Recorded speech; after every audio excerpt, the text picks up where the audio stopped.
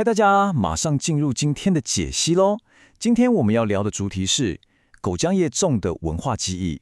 没错，我们要把焦点从那些大家听到烂的古老传说，转移到一个藏在台湾山林香气里、超有在地风味的真实故事。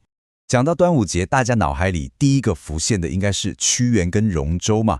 不过说真的，现在很多人都会开玩笑说，拜托，端午节根本就是粽子节好吗？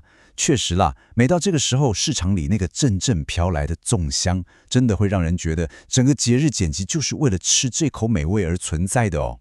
但今天呢，我们不聊屈原，也不谈龙舟，我们要来一趟专属于感官的时光机之旅。大家有想过，如果暂时把屈原放一边，这些用来包米饭的山林叶片里面，到底藏着什么样的秘密历史？我们今天就是要来解开这个充满山林气息的谜团。我们的故事就从这股熟悉的端午粽香开始说起。对很多客家长辈来说，端午节最深刻的记忆，其实不只是里面包了什么澎湃的好料，而是你把粽叶剖开的那一瞬间，直接扑鼻而来的那种无可取代的独特香气。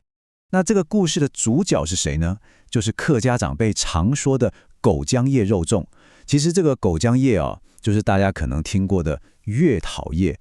这叶子超厉害的，又宽又厚，不管你怎么烈火狂蒸，它都不会破。重点是，它会把一种非常古早、非常天然的香气，完完全全的逼进每一粒米饭里面。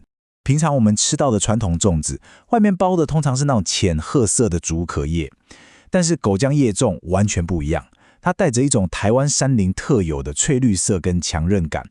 这不光是视觉跟触觉上的差异而已哦，这其实是一个深深扎根在台湾在地风土的独特记号。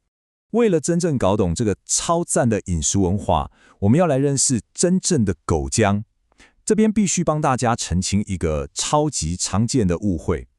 毕竟，我们总得知道自己到底把什么天然香料吃下肚了，对吧？像是这几年因为一些观光景点的报道，很多人会把我们的主角跟这种超级漂亮、开着白色大花瓣的野姜花搞混。野姜花长得很像蝴蝶，香味也很浓，但其实它是日治时期才引进台湾的植物。有些客家庄会叫它南姜花，它真的不是我们拿来包古早味粽子的那个主角啦。真正的正牌主角是这个狗姜花，也就是月桃花。这可是实打实的台湾原生姜科植物哦。它的花带着淡淡的粉红色，一串串优雅地垂在枝头上。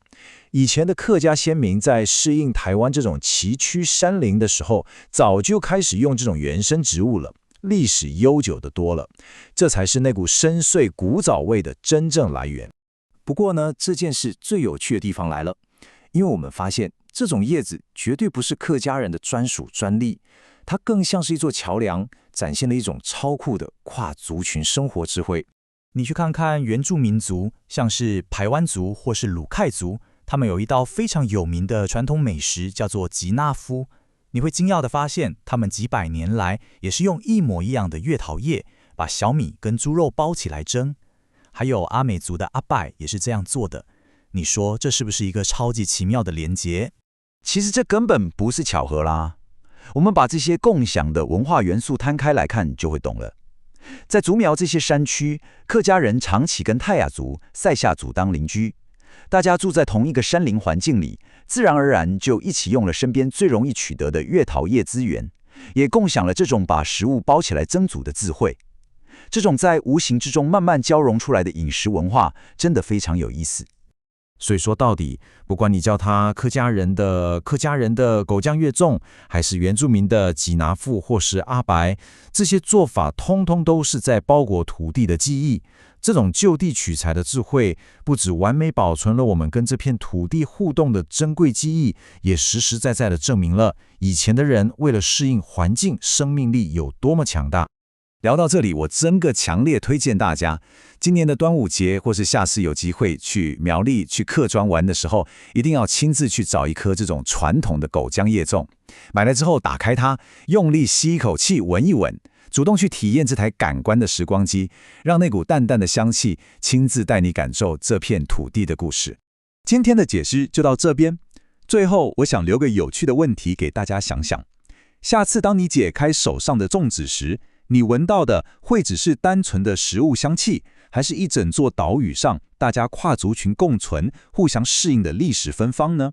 因为你吃下去的每一口，其实都是我们在这块土地上共同生活与融合的见证。希望今天的分享能让你对手上的粽子有完全不一样的感觉。我们下次见喽！